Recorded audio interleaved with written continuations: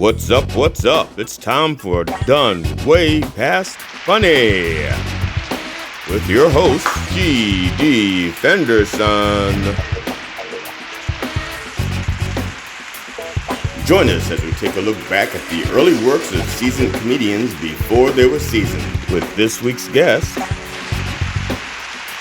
Matt Nappo. It's time to get down and get dope with Done Way Past Funny.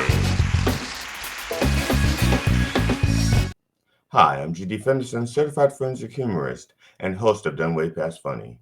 This is the conclusion of our interview with the Mind Dog, Matt Nappo. Enjoy. There were a few things I just had to have once I saw them, and it really bugged me that I wanted to have those things that other people were wearing. Really? So, oh yeah, I hate it. I hate it being like other people. Yeah.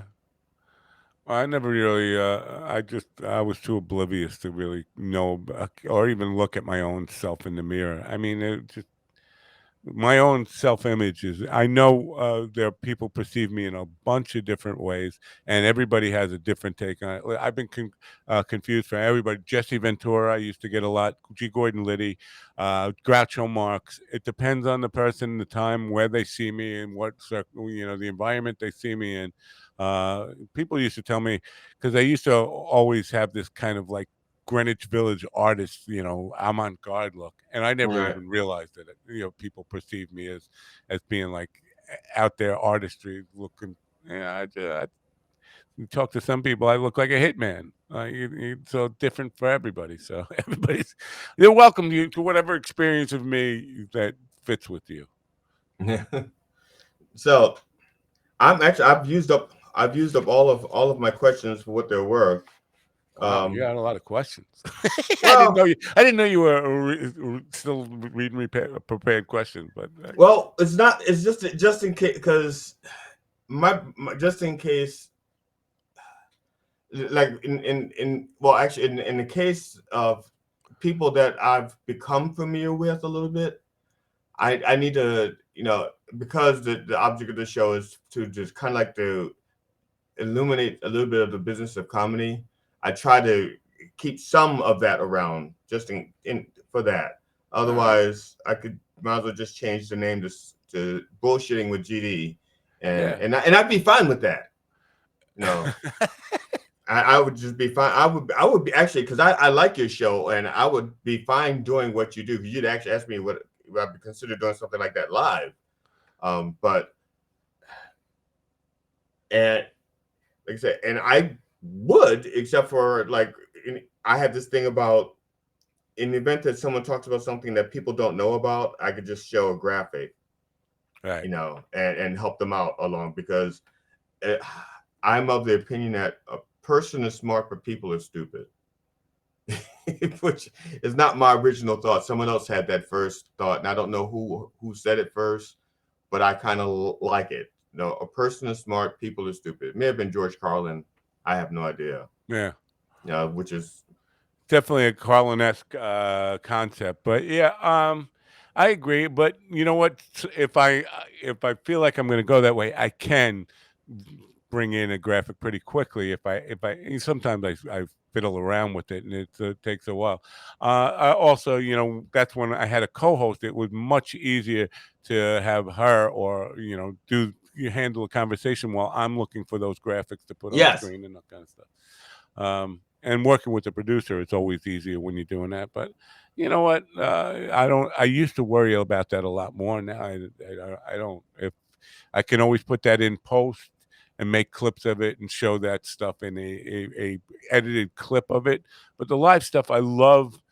I love just the working without a net of it and the not having to worry about editing it. Just put it out there as it is, warts and all. Love letting people see how dirty and dumb I can be.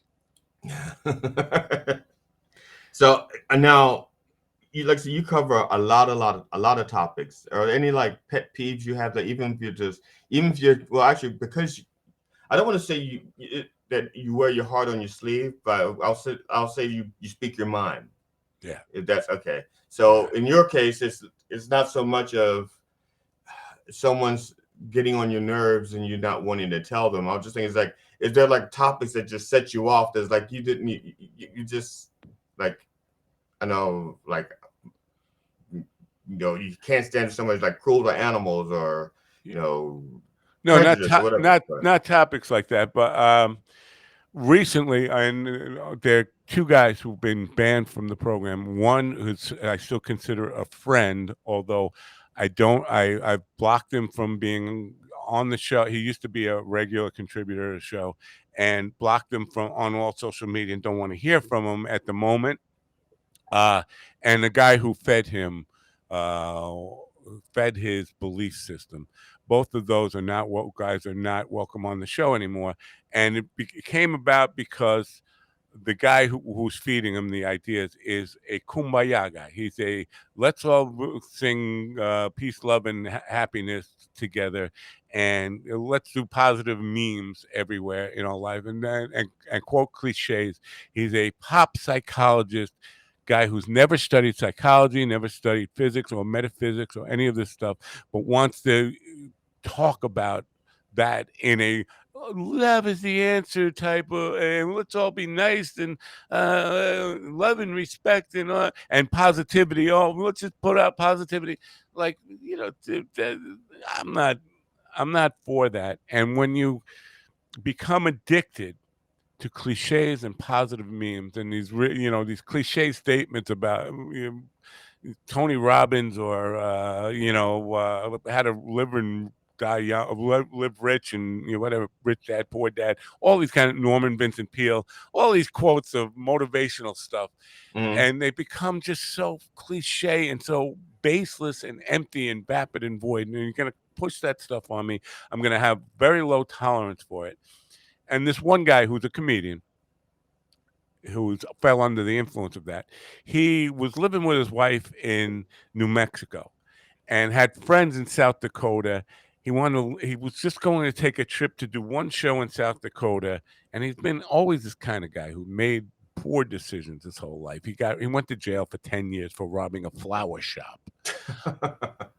He couldn't grow his own. Or Yeah. no, No, he needed a couple of $100 for rent, and this was his idea. And he got his nut shot off in a gunfight with cops and all that kind of stuff. He's not a kind of guy who makes smart decisions. Anyway, he wanted to go to South Dakota to do one show, living with his wife, and you could tell in his heart that he was planning on not coming back to his wife, and he was going to make it big in comedy and South Dakota, of all fucking places. Like, how much opportunity is there in South Dakota? And I kept trying to tell him, back up, dude. Get yourself a car. You don't have a car. You're taking a Greyhound bus up to South Dakota. You can't be a comedian without getting some foundation underneath you to actually right. work and be a comedian and have opportunities. And so he did. He left his wife and he was up there. And then this guy started feeding it. Just keep doing what you do and just following positive memes. And his Facebook wall is nothing but all day long, from the time he wakes up in the morning to the time he goes to bed at night, posting, just follow your dreams, you'll never regret it. Do what your heart says, all this stuff. But he's not working. He's letting other people support him. He doesn't even have his own car. And he's a guy who has suicidal tendencies every single day. He thinks about suicide every day, every time things don't go wrong. Not a guy who makes wise decisions. And to me, you don't fill a guy's head with, just keep going. You're doing the right thing. Just keep going. You're doing the right. Just follow your dream, no matter what. No matter what it costs anybody else. You're walking on a railroad tracks, and there's a train coming, and the guy's telling you, just keep going. You're doing the right thing. That kumbaya, motivational speak, positive. Just the world doesn't exist with one pole. The world exists in between positivity and negative. You can't have light without dark. You can't have dark without light. And people who just preach that stuff get on my bad side pretty quickly. So I first banned the guy with the motivational stuff, and then I told the other guy, listen, I can't watch you kill yourself. I love you. when you get over this and you want to start the right way and do things. Yeah, I understand following your dreams. I encourage you to follow your dreams, but don't just go haphazardly into everything's peaches and keen. As long as you think positive thoughts, you're going to get there. No, it takes action, it takes strategy, it takes some thought. You can't just haphazardly throw caution to the wind and say, well, I believe in myself and I'm following my dreams. Yeah, what's it costing other people? You got kids living with your ex-wife. Now she's supporting them. You're not a success. Right. And I don't want to watch you kill yourself. I can't. I can't care about somebody who's going to end up killing themselves. The handwriting's on the wall. They think about suicide every day, and they're doing stuff that is going to lead them back to prison or lead them back to a bad place. And they're making bad decisions. And say, you know what? Call me when you're done making bad decisions, and you need a friend to tell you the truth. You can call me, but until then, no. I'm not going to be part of what or adding to it, contributing to your end result, which is not going to be a good one. So those are the topics that will set me off. It's the motivational speakers who claim to have the right, life coaches, and people who have really let me see the success in your life before you start telling other people how to live. Let me see what you've done for yourself, because you're here on my show pushing a book or whatever, or pushing a podcast that has 3 listeners right now, and you basically can't support yourself. And you're telling other people how to live their lives with regurgitated Tony Robbins clips. Fuck you.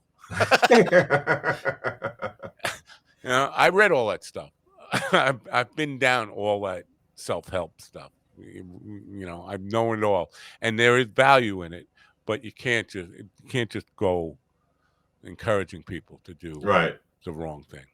Now, just so people don't think I'm having a stroke, my shoulder was dropping like this. My cat walked in. No, I do that all the time. Oh, okay. My cat walked in, and if I don't put one arm down for her to rub To her jump head, up. she will scratch my legs up. Yeah. Because like most people on camera, I don't wear pants. Wow. So it's like no, don't wear pants. Well, I was like, sorry, that's inside baseball. Okay. Inside baseball, outside shorts. No. Well, I have like nothing left, and to ask you is there anything you want to talk about or I promote or am running for anything? Congress, although nobody in your district can vote for me. I'm running in the New York congressional district, which George Santos now holds the seat for. I expect him to be in jail. I'm running for Congress, Matt Nappo for Congress. My platform is a no money campaign, no money in, no money out, not asking for donations, not accepting donations from anybody. I will accept volunteer work if people want to help me, like, get the word out, but mostly it's a grassroots thing. I'm just going around shaking hands, telling people what's wrong with the congressional system, and I think it is basically money. People, every seat in Congress is bought and paid for by other people, not the constituents, and so the people in Congress are serving the people who pay them, not their constituents. And so I just want to raise awareness towards that, and that's what my campaign's about. No intention of really. Are you going to have a flyer or something or I have what? flyers Okay. and stuff like that. Well, There's a Facebook page, Matt Nappo for Congress. You can look at that. so, because if you ever decide to put together since this is a no money in, no money out thing, if you ever decide to do a comedy show or something where someone of my, because I don't have a lot of skills, sure, I'd gladly, donate time and energy to help you out, uh, especially to get rid of George Santos. Yeah, but the special interest. Yeah, well, first of all, it's easy to blame Trump for all this, but the conspiratorial side and the crazy, fanatical religious fanatics, Christo fascism uh, brand of the Republican Party will eventually, I think, split apart, and the Republican Party will become more of what it was, say, in the 1960s and 70s. And I do, not to get on too much of a political rant here, but I do think it is really important to have a second party. I would love more choices than two party. I'm not a two-party system guy, but I think a one-party system, if you let the Democrats, if the Democrats were completely able to destroy the Republican Party right now, as much as I'd love to see Trump destroyed and the Marjorie Taylor Greens and George Santos and Matt Gaetz and Jim Jordans and all those people go down, I think the country, there was just one party and it's the Democratic Party, we'd be in hell because of that, because we've seen throughout history one party rule is unchecked corruption, and everybody Yeah, will become corrupt then. yeah, So I cause do yeah, think we need a healthy Republican Party, but that's not going to happen until they completely sever themselves from the Christo-fascist nutcase Jewish space laser wing of the party, the Matt Gaetzes and Marjorie Taylor Greens and all those fucking crazy people. yeah. It feels well. To be honest, it feels to me there wouldn't be any parties. It would just be people looking at people and voting on people, not Right. just get rid of all that crap. Because Yeah. because to be honest, I think having parties make people lazy because they're like, I'm a Democrat, so I'm voting a Democrat. I'm a Republican, so I'm voting for Republican, and they don't even look to see what the person is about. They're just like, Or be able to separate issues. So yes, yeah, if you buy into a party's platform, they'll tell you, oh, if you're conservative, that means you're anti-abortion, and that means you're pro-gun rights, and that means you're against sending money to Ukraine. We're going to tell you exactly where you sit on every issue, so you don't have to think about any of them for yourself. right. We'll define that for you. And if you're on the left, we're going to define it as the opposite of every single one of those things. And so, yeah, people don't have to ever do any thinking, and you'll find that most people don't. Even the people on your side don't really. I know you do. You read bills, you read indictments, you read documents and stuff. Most people don't. They don't do Yeah, that work. They're willing to turn on cable TV and let my favorite talking head tell me what to think at night. Hate and that. when the kids were younger, I used to I used to tell them, I said, people spend 80% of their day not thinking, and they said, I don't say, they said, no, I think I said, no, you think you're thinking, but you're really not thinking. I said, I give you a perfect example. I said, perfect example for them is like, we're driving to work, or I'd take you to school. I said, you don't pay attention to the route anymore. It's just, this is the way we go. And if they add a stop sign there, for the first month or so, you may not even see that stop sign because it's not part of your reality. And Right. so they have to put a sign up there 3 months in advance to let you know that a stop sign is coming. so that if eventually you'll go like, wait a minute, how long has that sign been there? It's Yeah. been there for 3 months, letting us know there's going to be a stop sign coming so that people will stop for the stop sign. Yeah. You Yeah, know, absolutely. It's hard to think, and Yeah, because and the brain isn't designed that way. The brain is designed to keep us alive, so it looks for shortcuts. So it can say, okay, excess threat, safe or danger, and then it wants to just be able to make the assessment and keep you alive. That's it. It yep, doesn't want to, and so the brain starts looking for shortcuts. And people in power, they're more than willing to give you shortcuts so your brain doesn't have to think. They'll give you the shortcuts they want you to have. You know. But that's just my humble opinion, and that and $2 would get you two $2. dollars. Yes, What does $2 buy anymore? Nothing. Uh, maybe you can go to a dollar store and get yeah, something for $2, yeah, but it be broken by the time you get it to your car. of course. So, well, like I said, I appreciate you doing this with me and for me. Oh, it's been fun. I love talking to you. You're a good conversationalist, and I appreciate your points of view on just about everything. So, uh, and you are always welcome on my show anytime you want. I mean, daily if you want it. I don't know. Well, I'm I like I said when I can I'll because I can sometimes I'm editing and I can actually listen to you in one ear and edit with the other, because my shows are pre-recorded, so I'm just like editing sound things together, and It was like the other day. I think it was. I can't remember. I was see my brain. I can't even remember what you were talking about then. But yes. But I appreciate the invitation.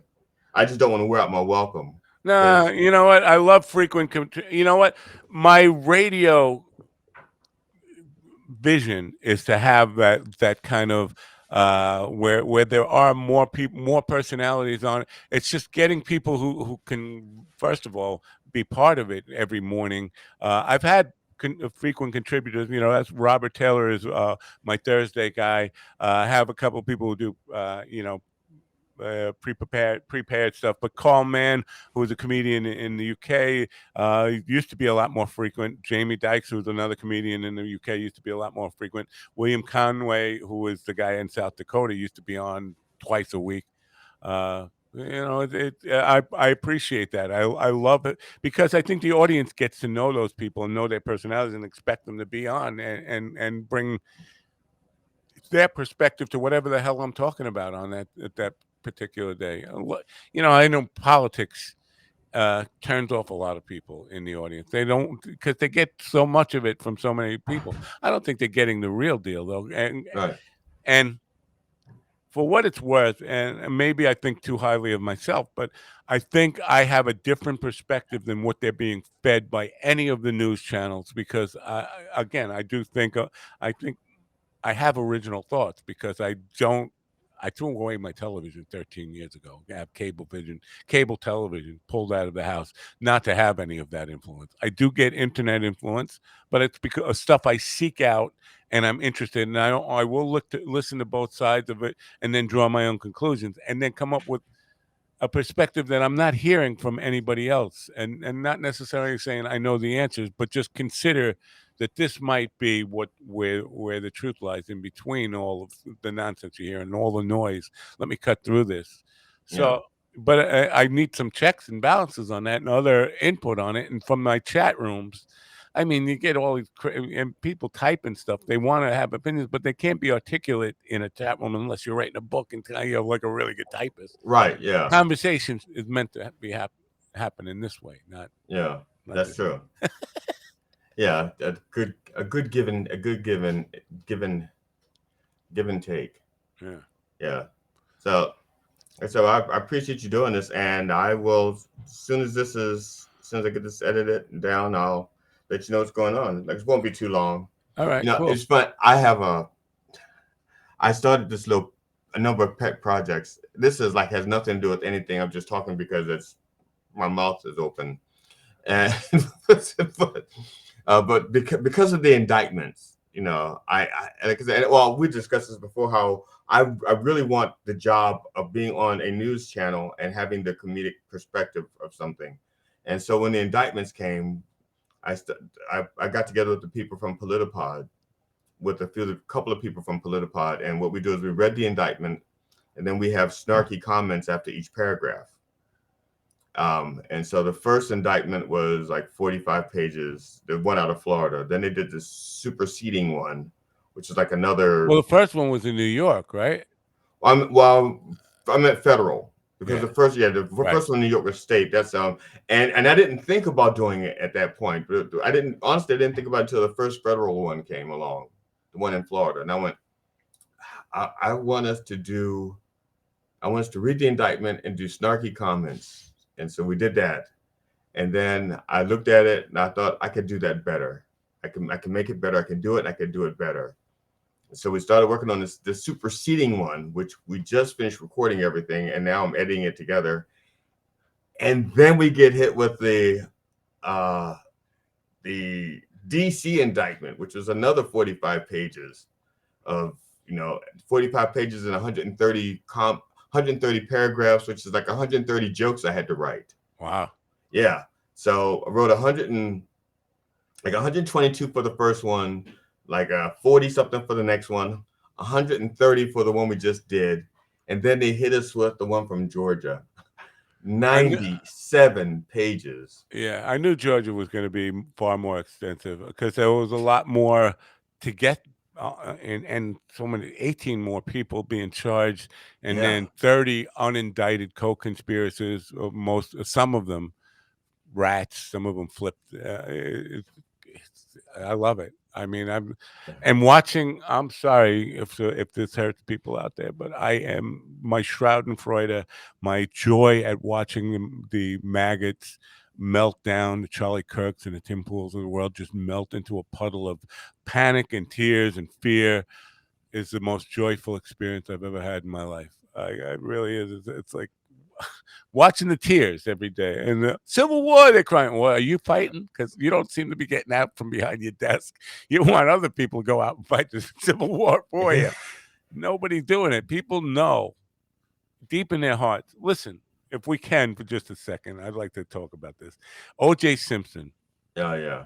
A lot of people knew he was guilty. A Oh lot of yeah. people knew he was guilty, but other people, for whatever agenda, wanted him to get off. Whether it was jury nullification for let's strike a blow back towards the L.A. cops from the black perspective, or the people who were just fans of his who couldn't let go of the cult of personality, white guys who just wanted OJ to get off. Well, even though in their heart you can't argue with the evidence, we're seeing the same thing. The problem is the white racists who love Trump can't accept the fact that they are the black people they hated who were celebrating OJ getting off. You're exactly them. I'm sorry to tell you, but remember what you were using the N word about OJ's following and people who were celebrating him getting away with murder. You're them. Oh no, I always knew OJ was guilty. I'm saying you're not. No, I'm not saying you are them. I'm saying you're exactly the same as them in reverse. Yeah. Yeah. They can't see it. It's like Yeah, it is irony and stupidity are not, well, I yeah, was gonna say not lost on them. yeah, Irony is lost on them. yeah. It is. Yes. Yes. But So yeah, so there are people, and one guy last week was trying to argue with me. I don't think Trump's guilty. I was like, how could you?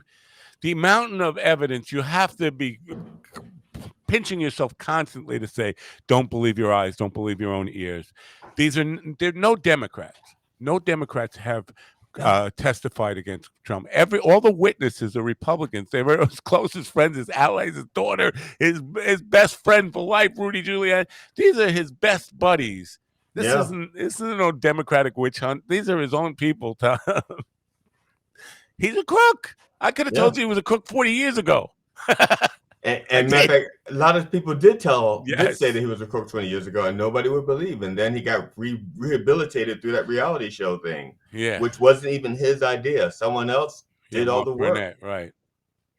Yeah, and they And wrote the Burnett book has a for him. tape. Where everybody thinks that would be the nail in Trump's coffin. But he made fun of disabled people. He said grab him by the pussy. But there are lots of tapes of him, throwing around the N word on the Apprentice. I know this for a fact because I Yeah, talked to people who were on the set. There are tapes of him. Mark Burnett refused to release them, but I think that would have been in 2016 if that would have came out. I think there's no denying that he was a racist at that point because people, oh, well, he's that. No, he never. He, he still would have had three rappers on his thing yeah, because they'd have said no, yeah, he said nigga. yeah. Look, he gets along with Kanye West. Well, Kanye he's not your average black guy. He's a Right, he is a manic depressive, insane Nazi who hates himself, but mm, you know. But yeah, yeah. so they didn't know about Trump, but they are the same, and eventually at some point they'll have to come to terms with the fact that, and even the Nazis did eventually real come to grips with I shouldn't have followed Hitler.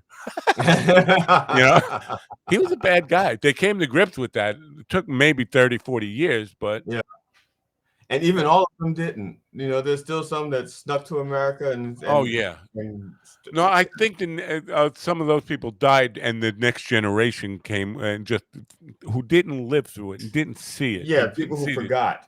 yeah. And the only thing they got is like the revisionist version, like, but he liked dogs. See, he wasn't all bad. It's an awful short time to be that profoundly forgetting, though. When I worked for the cult, which is a story I told a couple of days ago about working for a cult, one of the most rewarding things that stuck with me out of that whole experience was a teacher for the freshman class, the dean of the freshman class, saying what evil was simply profound forgetting. And man, that concept has stuck with me for a long time, because all the evils that we talk about stem from profound forgetting of, like, Hitler, of Stalin, of slavery, and all that kind of stuff. Yeah, Those evils that we like to forget about, conveniently forget about, because they raise our own guilt and self-awareness, and our own mistakes and all that kind of stuff. We don't want to face them. That's what we're facing with today. Profound forgetting of what happened just 80 years ago. It yeah, wasn't that long ago. yeah. Nazi Germany. It wasn't 100 years ago. No, no.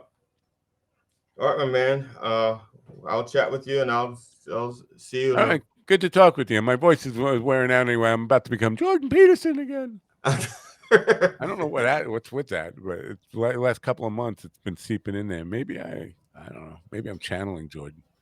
uh, Well, if I start crying, then you know. What the hell, man? You were just talking about baseball and you're crying? What the hell? there's no cry. Don't say it. Don't say it. No. Yeah. All right, my man. I'll All talk to right. you later. I'm out. See ya. All right, later. Have a good one. Bye. Oh, wait. This one? Yes. All right.